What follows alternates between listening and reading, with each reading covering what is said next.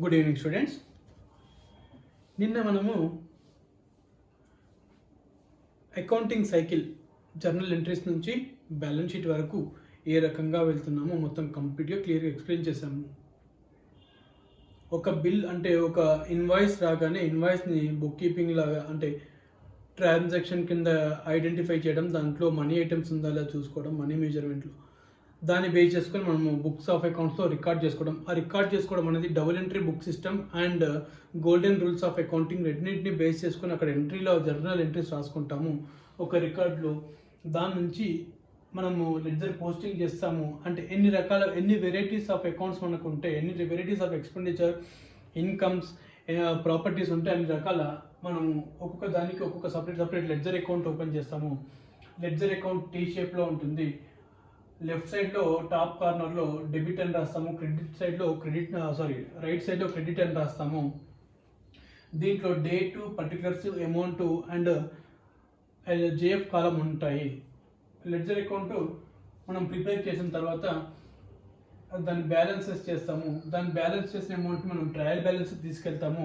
Trial balance కూడా మనకి double entry book keeping సిస్టంలో ఉన్న ఒక అద్భుతమైన అంటే ఒక అడ్వాంటేజ్ అని చెప్పుకోవచ్చు. అది అక్కడికి వెళ్ళిన తర్వాత మనం ఎర్రర్స్ ఏమైనా ఉన్నాయని చెప్పి వెరిఫై చేస్తాము. దాని తర్వాత అంతా పర్ఫెక్ట్గా జరిగింది అనుకుంటే మనం profit and loss account and balance sheet prepare చేస్తాము. Profit and loss account prepare చేసేటప్పుడు ఇన్కమ్స్ అండ్ ఎక్స్పెండిచర్స్ వస్తాయి. అలా వచ్చిన ఇన్కమ్స్ అండ్ ఎక్స్పెండిచర్స్ ఏవైతే ఉన్నాయో ఓన్లీ ప్రాఫిట్ని మనం ఐడెంటిఫై చేసేంత వరకే సరిపోతాయి. దాని తర్వాత దాన్ని తీసుకొని పక్కన పెట్టేస్తాము అని చెప్పాము. అందువల్ల వాటిని నామమాత్రపు ఖాతాలు అని, నామమాత్రపు అకౌంట్స్ అంటామని, అంటే నామినల్ అకౌంట్స్ అంటామని, దానివల్ల తర్వాత మనం దాన్ని ఫర్దర్గా క్యారీ ఫార్వర్డ్ చేయమని చెప్పి నామినల్ అకౌంట్స్ అని పేరు పెట్టామని అనుకున్నాము. దాని తర్వాత బ్యాలెన్స్ షీట్ ప్రిపేర్ చేస్తున్నప్పుడు బ్యాలెన్స్ షీట్లోకి క్యాపిటల్ అకౌంట్ ఎందుకోసం రాస్తాము అనేది ఒకటి చెప్పుకున్నాము. అంటే ఓనరు బిజినెస్ ఇద్దరు సపరేట్ కాబట్టి బిజినెస్ ఇప్పుడు మనం చేస్తున్న ప్రాసెస్ అంతా కూడా బిజినెస్ ప్రాసెస్ కాబట్టి బిజినెస్ ఏ రోజుకైనా సరే ఓనర్ తెచ్చిన క్యాపిటల్ ఓనర్కి ఇచ్చేయాలి అండ్ దాని మీద వచ్చిన ప్రాఫిట్ని కూడా ఓనర్కి ఇవ్వాలి అన్న ఉద్దేశంతో అప్పు కింద చూపిస్తున్నామని చెప్పి చెప్పుకున్నాము. ఏదైతే process business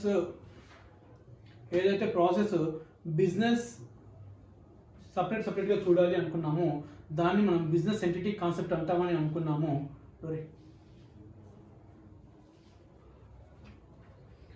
business entity concept అని అనుకున్నాము. ఓకేనా.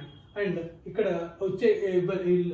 దీంట్లో వచ్చే బ్యాలెన్సెస్ అన్నీ కూడా మనం ప్రాపర్టీస్కి సంబంధించి అంటే మన ఆస్తులకు సంబంధించినవి మరియు అప్పులకు సంబంధించిన బ్యాలెన్సెస్ దీంట్లో రాస్తామని చెప్పి అనుకున్నాము. ఆ బ్యాలెన్సెస్ అన్నీ రాసిన తర్వాత ఇక్కడ క్లోజ్ చేసిన తర్వాత అంటే మనకి బ్యాలెన్స్ షీట్ టాలీ అవుతుంది. వన్స్ మనకి బ్యాలెన్స్ షీట్ టాలీ అయిన తర్వాత దాన్ని మనము నెక్స్ట్ ఇయర్కి క్యారీ ఫార్వర్డ్ చేస్తామన్నమాట. ఓకేనా. సో ఇది మనము ఈ ప్రాసెస్ అంతా కూడా మనం నిన్న మాట్లాడుకున్నాము. సో ఇప్పుడు మనం ఫర్దర్గా చూస్తే మనము జర్నల్ ఎంట్రీస్ దగ్గర స్టార్ట్ చేసుకుంటే జర్నల్ ఎంట్రీస్ మనం రికార్డ్ చేయడానికి మనకు అవసరం పడేది ఒకటి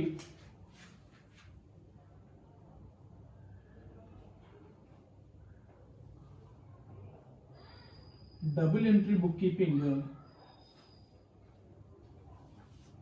and golden rules of accounting.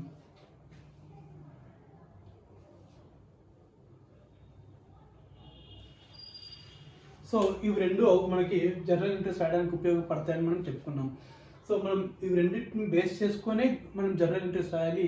Further process అంతా కూడా మనకి దీనిపైన డిపెండ్ అయి ఉంటుంది. అయితే double entry book keeping system గురించి మనం ఆల్రెడీ నిన్న మాట్లాడుకున్నాం.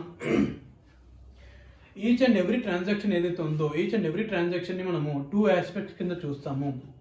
ఒకటి మనకి ఏది అమ్ముతున్నాము, మనం సేల్ చేస్తే మనం ఏం సేల్ చేస్తున్నాము, ఎంత వాల్యూ సేల్ చేస్తున్నాము, అండ్ మనకి ఇవ్వాల్సిన వాడు మనకి ఎంత ఇవ్వాలి లేదా మనకి ఎంత క్యాష్ వచ్చింది. మనము సేల్ చేస్తున్నప్పుడు ఎయితర్ క్యాష్ అంటే మనం అమ్మగానే ఇమీడియట్గా క్యాష్ తీసుకుంటాము లేదా క్రెడిట్ పైన అమ్ముతాము, అరువు పైన అమ్ముతాము. ఓకేనా.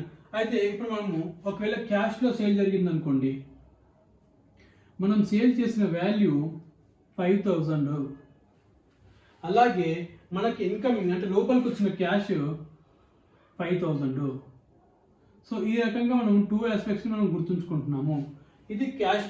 ఒకవేళ క్యాష్ సేల్ చేస్తే, అదే క్రెడిట్ సేల్ చేస్తే credit sale to mister X అనుకుంటే కనుక మనం సేల్ చేసిన వాల్యూ 5,000. అలాగే మనం క్రెడిట్లో ఎవరికి అమ్మాము, మిస్టర్ ఎక్స్కి. మిస్టర్ ఎక్స్ మనకి ఎంత ఇవ్వాలి అంటే 5,000 ఇవ్వాలి. సో ఈ రకంగా ప్రతి ట్రాన్సాక్షన్ని మనము 2 ఫోల్డ్స్ కింద, అంటే 2 ఆస్పెక్ట్స్లో మనం చూస్తున్నాము. First aspect, second aspect, first second. So ఆ double entry book keeping system ఏదైతే ఉందో దాంట్లో ఇది ఫస్ట్ బేసిక్ రూల్ అనమాట. సో దీంట్లో మనకి ఉపయోగం, double entry book keeping system వల్ల ఉపయోగం ఏంటంటే ఈచ్ అండ్ ఎవ్రీ మనం ఎంట్రీ రాయగానే ఆ ఎంట్రీని మనం పోస్ట్ చేసుకుంటూ మనం ఫర్దర్ ప్రాసెస్కి వెళ్తే ఇమీడియట్గా మనకు ట్రయల్ బ్యాలెన్స్ మ్యాచ్ అవ్వాలి, at the same time balance sheet కూడా మ్యాచ్ అవుతుంది. సో అది double entry book keeping system వల్ల మనకు వచ్చే benefit. And golden rules of accounting అంటే ఆల్రెడీ నిన్న మనము కొద్దిగా మీకు దీని గురించి చెప్పాను. ఏంటంటే నామినల్ అకౌంట్స్ అని అండ్ రియల్ అకౌంట్స్ అని. అయితే బిజినెస్ స్టార్ట్ అయితే బిజినెస్ డైలీ డీల్ చేసేది 3 రకాలైన ట్రాన్సాక్షన్స్తో డీల్ చేస్తుందండి. ఫస్ట్ థింగ్ బిజినెస్ స్టార్ట్ అవ్వగానే మనం వేరే వ్యక్తులతో మాట్లాడుతుంటాం. వేరే వ్యక్తులతో వాళ్ళకి మనం ఎంత ఇవ్వాలి, వాళ్ళ దగ్గర నుంచి మనం ఎంత తీసుకోవాలి, మనం వాళ్ళ దగ్గర నుంచి అసెట్ కొనుక్కున్నామా, వాళ్ళకి ఏమైనా అమ్మామా, వాళ్ళ దగ్గర నుంచి లోన్ తీసుకున్నామా, అంటే వ్యక్తులతో బిజినెస్ డీల్ చేస్తూ వస్తుంది, పర్సన్స్తో డీల్ చేస్తూ వస్తుంది. అట్లాగే బిజినెస్ ఇన్కమ్స్తోను, అంటే వాళ్ళు సేల్ చేసే ఇన్కమే కదా, అదొక ఇన్కమ్. నెక్స్ట్ ఇంకేదైనా ఇంట్రెస్ట్ ఇన్కమ్ వచ్చిందనుకోండి ఎఫ్డీల పైన, అదొక ఇన్కమే కదా. సో అట్లా ఇన్కమ్స్తో డీల్ చేస్తుంది. అలాగే ఎక్స్పెండిచర్తో డీల్ చేస్తుంది. ప్రాపర్టీస్ కొనుక్కుంటుంది, అలాగే లోన్స్ తీసుకుంటుంది, అప్పులు తీసుకుంటుంది. ఓకేనా? సో బిజినెస్లో చూస్తే మీరు ఎన్ని రకాల ట్రాన్సాక్షన్స్ని మీరు వెరిఫై చేసి దాని నుంచి ఎంత అనలైజ్ చేసినప్పటికీ మీరు బిజినెస్ అనేది డీల్ చేయడం అనేది ఒకటి వ్యక్తులతో డీల్ చేస్తుంది, లేదంటే ఇన్కమ్స్ అండ్ ఎక్స్పెండిచర్తో డీల్ చేస్తుంది, లేదంటే ప్రాపర్టీస్తో డీల్ చేస్తుంది. ఇదే అల్టిమేట్గా మనకు జరిగేది బిజినెస్లో. సో దీన్ని బేస్ చేసుకొని చూసుకుంటే personal accounts, nominal accounts and real accounts. So మనం ఆల్రెడీ నిన్న నామినల్ అకౌంట్స్ అంటే ఏంటి, రియల్ అకౌంట్స్ అంటే ఏంటో మనం చెప్పుకున్నాం.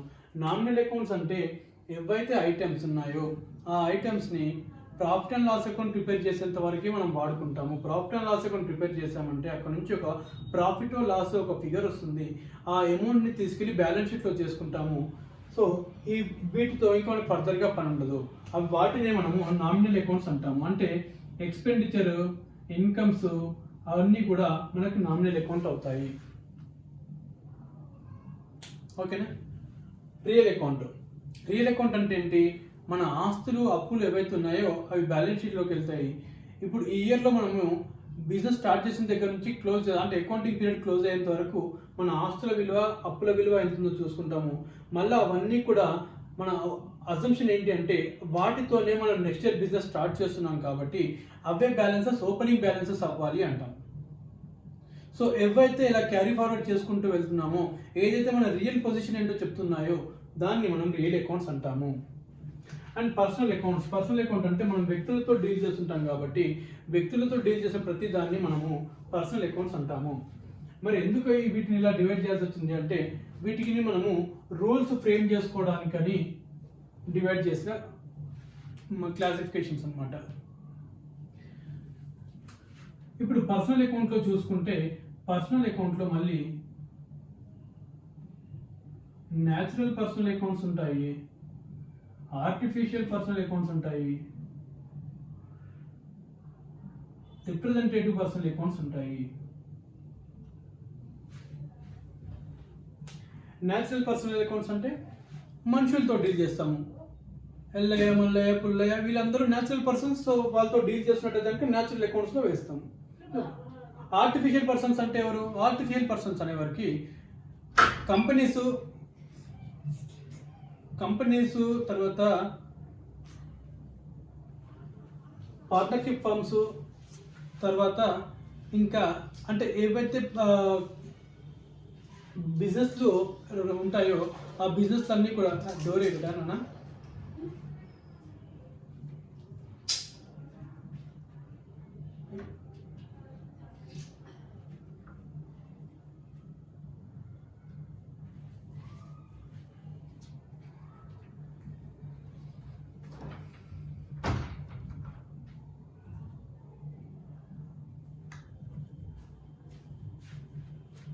సో ఆర్టిఫిషియల్ పర్సన్స్ అంటే ఎవరంటే కంపెనీస్ కానీ పార్ట్నర్షిప్ ఫర్మ్స్ కానీ లేకపోతే ఇంకేదైనా బిజినెస్తో మనం డీల్ చేస్తుంటే అక్కడ బిజినెస్తో డీల్ చేస్తున్నప్పుడు వాళ్ళందరినీ మనం ఆర్టిఫిషియల్ పర్సన్స్ అంటాము. ఎందుకోసం ఆర్టిఫిషియల్ పర్సన్స్ అంటాము అంటే ఒక కంపెనీ ఫ్రేమ్ అవుతున్నప్పుడు, ఒక కంపెనీ ఎస్టాబ్లిష్ అవుతున్నప్పుడు కంపెనీస్ యాక్ట్ కింద ఎస్టాబ్లిష్ అవుతుంది. అండ్ కంపెనీస్ యాక్ట్ కింద ఎస్టాబ్లిష్ అయినప్పుడు కంపెనీ ఒక సపరేట్ పర్సన్ అని చెప్తాడు. It has separate legal entity, అంటే అది కూడా ఒక మనిషి వాళ్ళే అది కూడా బిహేవ్ చేస్తుంది. కాకపోతే ఓన్లీ థింగ్ ఏంటంటే న్యాచురల్ పర్సన్ వాడు ఏమేమి చేయాలో మొత్తం అంతా ఉంటుంది, వాడు ఏం చేయకూడదు అనేది చెప్తారు. ఇక్కడ వాళ్ళు ఆర్టిఫిషియల్ పర్సన్స్లో ఏమి చేయొచ్చు అన్నది మాత్రమే లా చెప్తుంది అనమాట. అది మీకు అది అవసరం లేదండి. సో ఆర్టిఫిషియల్ పర్సన్ చూసుకుంటే కంపెనీస్, పార్ట్నర్షిప్ ఫర్మ్స్, సో వీళ్ళు సైన్ చేయాలంటే వాళ్ళు ఓన్గా, అంటే company on behalf of company ఒక పర్సన్ సైన్ చేస్తాడు అంతేగా, అంటే యాజ్ ఇఫ్ అది కంపెనీ సైన్ చేసినట్టు లెక్క. ఓకేనా. సో వీళ్ళు కంపెనీ అనేది కూడా ఒక పర్సన్తో మనం డీల్ చేస్తున్నట్టే లెక్క. రిప్రజెంటేటివ్ పర్సనల్ అకౌంట్, మనం నిన్న క్యాపిటల్ అకౌంట్ అని చెప్పుకున్నాం. క్యాపిటల్ అకౌంట్ అనగానే మనకు ప్రతిసారి గుర్తు రావాల్సింది ఎవరు అంటే ఓనర్. ఓకేనా. క్యాపిటల్ అకౌంట్ ఎవరికి సంబంధించింది? ఓనర్కి సంబంధించింది.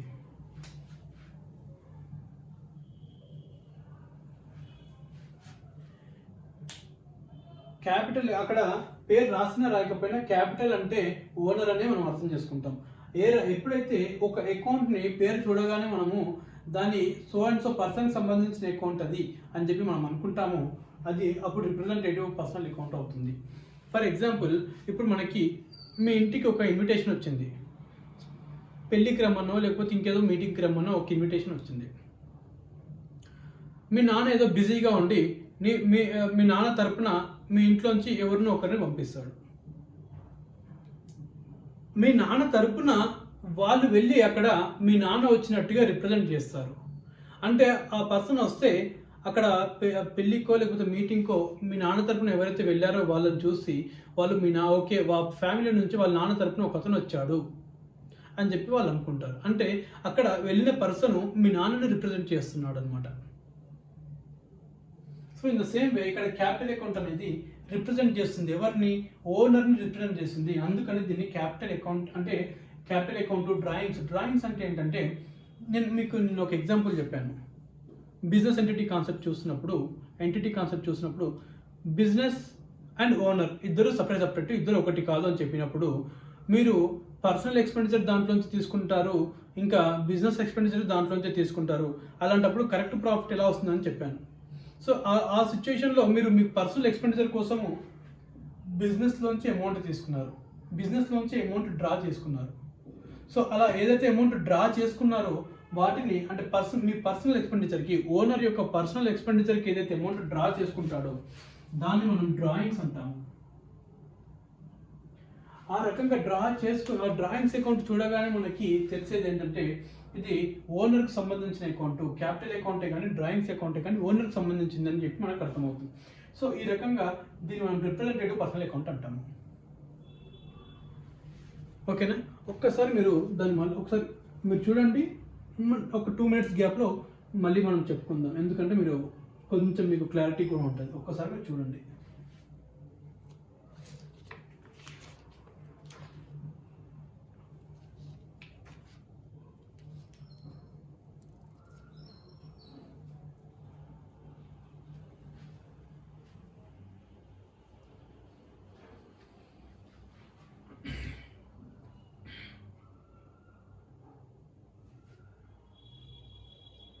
ఓకేనా. నామినల్ అకౌంట్స్ అంటే ఆల్రెడీ మనం మాట్లాడుకున్నాం. అలాగే రియల్ అకౌంట్స్లో మనకి ఆస్తులు అంటే అసెట్స్ అండ్ లయబిలిటీస్ వస్తాయని చెప్పుకున్నాం. అసెట్స్ విషయంలోకి వచ్చేసరికి మనకు 2 types ఆఫ్ అసెట్స్ ఉంటాయండి. ఒకటి టాంజిబుల్ అసెట్ అని, ఇంకోటి ఇంటాంజిబుల్ అని ఉంటుంది. Tangible, intangible. ఫర్నిచర్ ఉంది. ఫర్నిచర్ అనేది మనం ముట్టుకుంటాము, ఆ ఫర్నిచర్ ఏంటనేది మనం చూస్తాము. బిల్డింగ్స్ ఉన్నాయి. బిల్డింగ్స్ అంటే మనం ముట్టుకుంటాము, మనము బిల్డింగ్ ఏంటనేది మనం ఫీల్ అవుతుంటాం. కార్ ఉంది. కార్లో కూర్చొని నడుపుతుంటాము, అది మన కంటికి కనిపిస్తుంది, మనం ముట్టుకుంటున్నాం. సో ఇలా కంటికి కనిపించి మనం ముట్టుకునేవన్నీ కూడా టాంజిబుల్ అనమాట. ఇంటాంజిబుల్ అంటే ఒక ఆత్మలాగా అది వెనకాలండి నడిపిస్తూ ఉంటుంది. దాన్ని మనం చూడలేము, కానీ అది చేసే పని చేస్తూ ఉంటుంది. ఏంటి దానికి ఎగ్జాంపుల్ ఏంటి అంటే copy rights, patents, technical now how. మీరు ఈ ఫార్మా ఇండస్ట్రీ ఒకసారి చూసినట్టయితే కనుక ఫార్మా ఇండస్ట్రీలో వాళ్ళు రీసెర్చ్ చేయడానికి కోట్లు ఖర్చు పెడతారు. ఒక డ్రగ్ మనం ఫైండ్ అవుట్ చేసిన తర్వాత వాళ్ళు దానిపైన పేటెంట్ తీసుకుంటారు.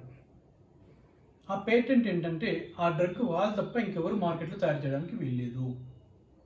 ఇప్పుడు కరోనాకి కోవాక్సిన్ తయారైంది. కోవాక్సిన్ భారత్ బయోటెక్ తయారు చేసింది.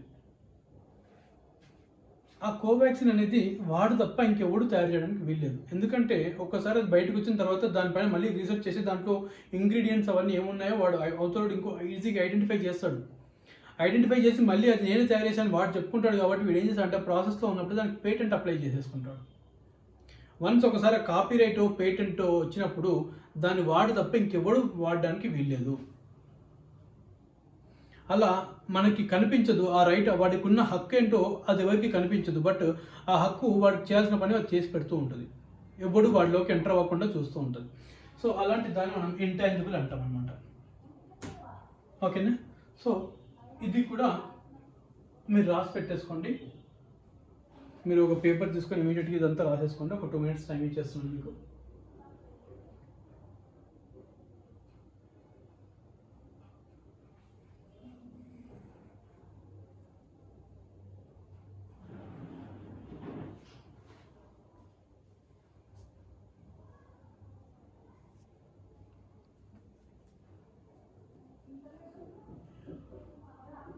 ఈ క్లాస్ ఇక్కడికి ఆపేసి మనము golden rules of accounting next క్లాస్లో మనం కంటిన్యూ చేద్దాం. సో మీరు నిన్న చెప్పిన కాన్సెప్ట్ ఏదైతే ఉందో అంటే జర్నల్ ఎంట్రీస్ అకౌంటింగ్ సైకిల్ అంతా కంప్లీట్ సైకిల్ ఒకటి మనం ఎక్స్ప్లెయిన్ చేసుకున్నాము. Journal entries, ledger classification, trial balance and profit and loss account balance sheet ఏదైతే చెప్పుకున్నామో దాన్ని కూడా మీరు మళ్ళీ ఒకసారి చూడండి. క్లియర్గా చూస్తే మీకు ఒక ఐడియా అనేది క్లియర్గా వస్తుంది. దాన్ని బట్టి మళ్ళీ తర్వాత ఈ rules book keeping and golden rules of accounting కూడా చూడండి. ఇదంతా మీకు సెకండ్ చాప్టర్లో ఉంటుంది. అయ్యో ఫస్ట్ చాప్టర్లో కొన్ని టాపిక్స్ వదిలేశాడు అప్పుడే సెకండ్ చాప్టర్కి వెళ్తున్నాడు అని అనుకోవద్దు. ఎందుకంటే నేను మీకు ఆల్రెడీ చెప్పాను, మనం ప్రాబ్లమ్ సాల్వ్ చేస్తూ ఉన్నప్పుడు కొన్ని కాన్సెప్ట్లు మీకు చెప్తూ వస్తే ఆ కాన్సెప్ట్ అక్కడ లింక్ అయినప్పుడు మీకు వచ్చే క్లారిటీ వేరు ఉంటుంది.